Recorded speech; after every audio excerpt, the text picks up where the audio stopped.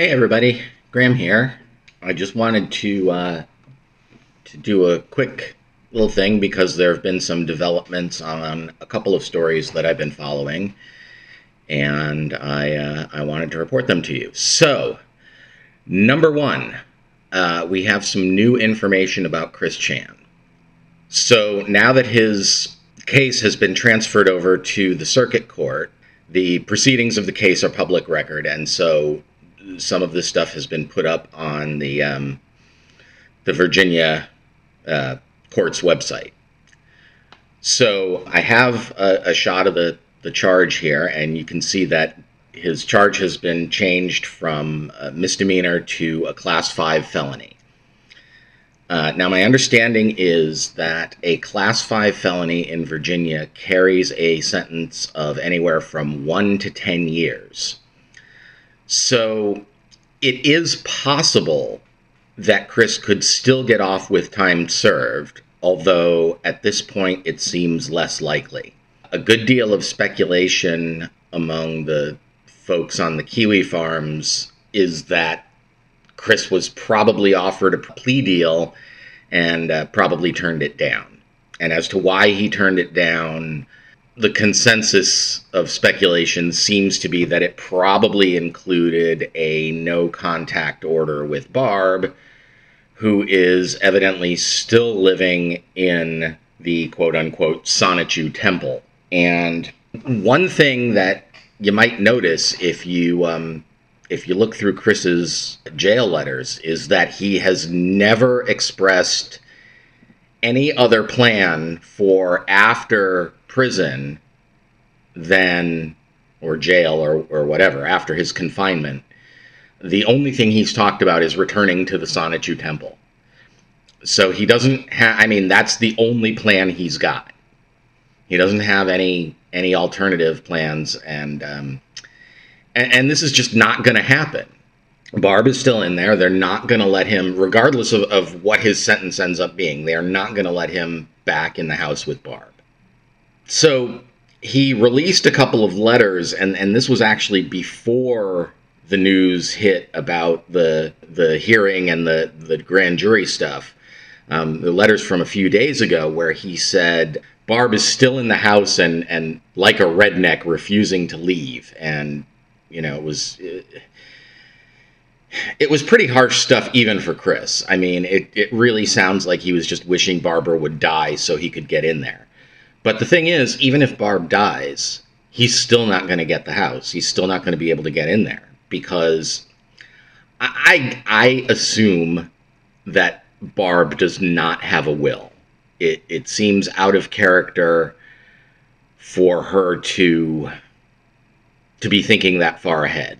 It's possible, I suppose, that her family has made her get a will or something, but let's assume she does not have a will. If she does not have a will, the house goes through, or her entire estate goes through probate court. And at probate court, what they'll do is, there's money owed on the house. What they'll do is they'll sell the house, and whatever money is owed on the house will go to the bank, and if there's any left over, it will go to Barb's estate. Now, does she have credit card debt? I assume so. If she has credit card debt, some of that money, or what, will go to the credit card debt. And then if there's any left, it'll go back to the estate. But I don't think there's going to be any left. I think the estate will end up being bankrupt.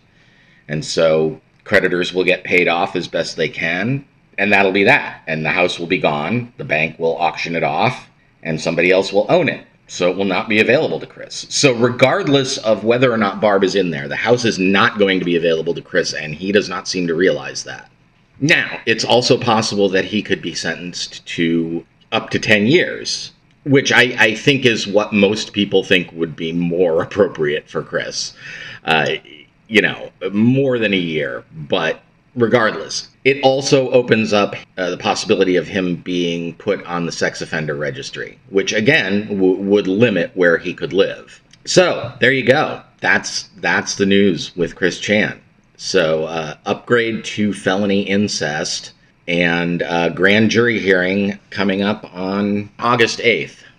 So I fully expect that he will be indicted. My understanding of grand jury process is that it's not very hard to get an indictment. There's, the old saying that any competent lawyer could get a grand jury to indict a ham sandwich. So I assume that's what he's going to be, what's going to happen. He'll be indicted, and they'll set a trial date and all of that stuff. Now, my suspicion is that there will be another plea deal. He'll plead guilty and get a low sentence or something like that.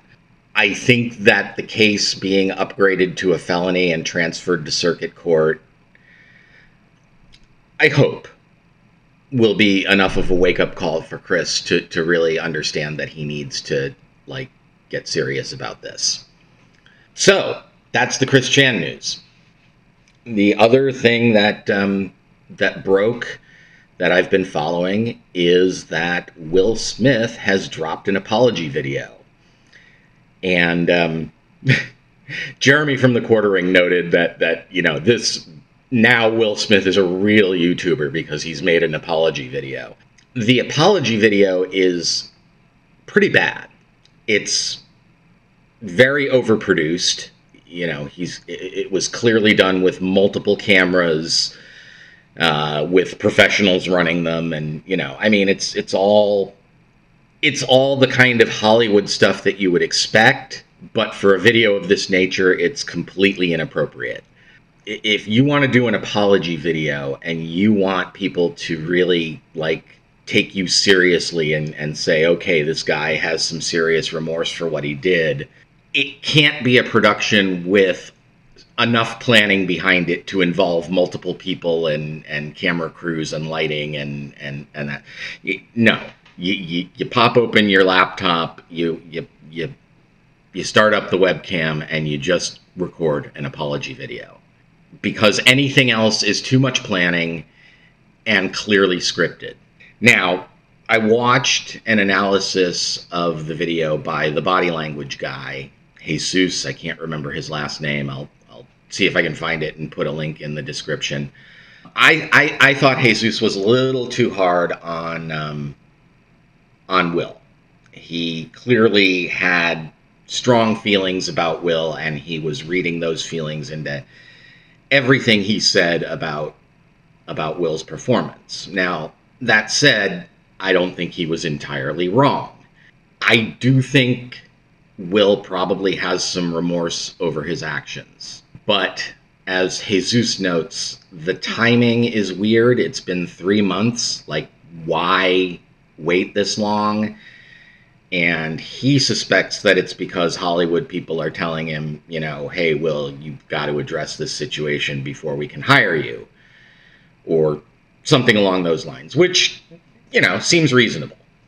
That doesn't mean the apology is insincere or anything of that nature. But what impressed me about the video is that he was being very weaselly throughout a lot of the stuff. He answered a few questions that were supposedly sent to him. He only answered 3. And the first 2 he answered in kind of a weaselly way. The first one was, why didn't you apologize to Chris during your acceptance speech? And what he said was he was completely fogged out at that point. He couldn't think. All he could do is just, go on autopilot. And while I can suspect that was true, there are enough people around him that they could have written something up real quick during a commercial break and shoved it into him and had him read it during his acceptance speech. But, so that rings a little weaselly. I forget exactly what the second question was, but that was kind of weaselly too. And then the third one comes up. Did Jada ask you to do anything after she rolled her eyes? And there's a switch in the camera angle, and he says, no. It's the only thing he says that emphatically and that unambiguously. And that, to me, says that the real motivation behind this is not Will, and it's not Will's people, it's Jada. Jada was the one who made him make this video, and that no was the whole point of the video.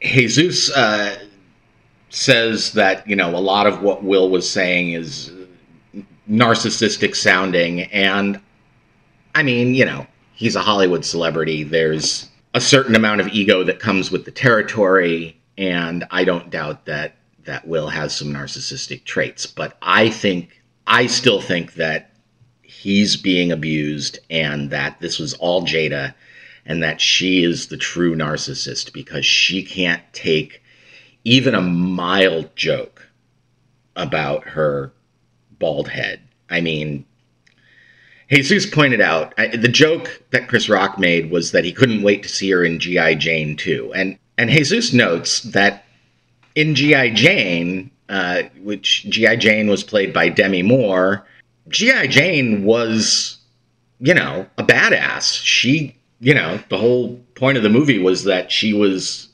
despite the odds, a great soldier.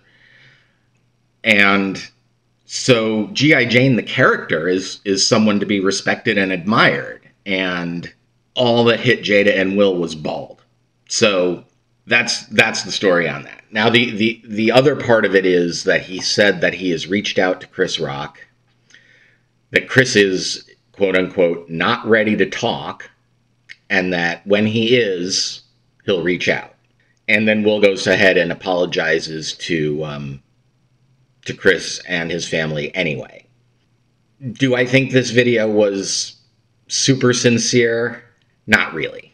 I don't think he's unremorseful, but I really think a lot of this is being pushed by Jada. So that's the Will Smith news. There's a final thing that I just want to mention real quick, because I haven't really had time to dive into it. But the unsealed documents from the Johnny and Amber trial have been released. Now, I mistakenly had thought that these would be posted on the website with all the other documents that were already out, but they're not. Apparently, in order to get these documents, you had to contact the courthouse, and there was a fee of like $1 per page to get these things, and there are thousands of pages. So Andrea Burkhart started a crowdfund, and they raised the money very quickly, and they got the documents, and she has released them on her website. And I haven't had a chance to look at any of these things, but I will post the link down below, and if you want to delve in, you can. I will probably take a look at some of them at some point. I'm super busy right now and don't have a ton of time to go wading through legal documents, and I'm sure that the law tubers will have done a fine job of breaking these things down before I get to any of it. So so keep your eyes on LawTube if you're interested in that, because I think some of the motions or some of the things that have been filed are probably going to be pretty interesting and lead to some new insights into the case. But the problem with that is that in order to find those things, you're going to have to sift through pages and pages and pages of just regular old legal stuff that, unless you're a law nerd, is going to make your eyes glaze over in pretty short order. But anyway, the docs are there if you want to go look at them. I'm probably going to look at some of them, and if I find anything interesting, I'll let you know. Who knows? I don't know how much time I'm going to have to put into it. I don't know how many pages I'm going to have to sort through. I don't know, I don't know what's in there. So I'm not making any promises, but if I find anything good, I'll let you know. But yeah, check out the LawTubers, or go over to Andrea's website and download the docs for yourself, and take a look for yourself if you want to. Anyway, this is getting a little long, coming up on 20 minutes here, so that's pre-editing. It'll probably cut out a few minutes while I edit, but you know what I mean. Anyway, it's longer than my usual video, so I'm going to drop it here. I will talk to you guys in the next one. It's Sunday, so nothing's going to happen today. We'll see what happens next week once people start getting into stuff and digging in. And, a week until Chris's grand jury hearing. So yeah, well, potentially a lot of stuff coming soon. So stay tuned, and I'll talk to you in the next one. Graham out. Bye-bye.